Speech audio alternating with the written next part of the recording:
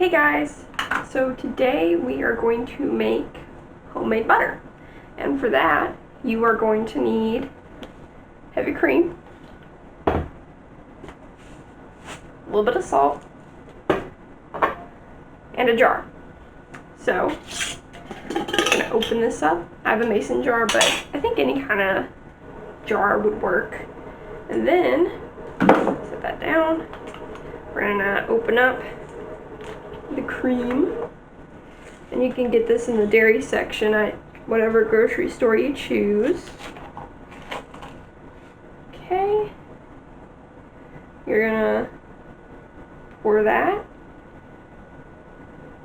into our jar. Okay, and then we're gonna get a little bit of salt.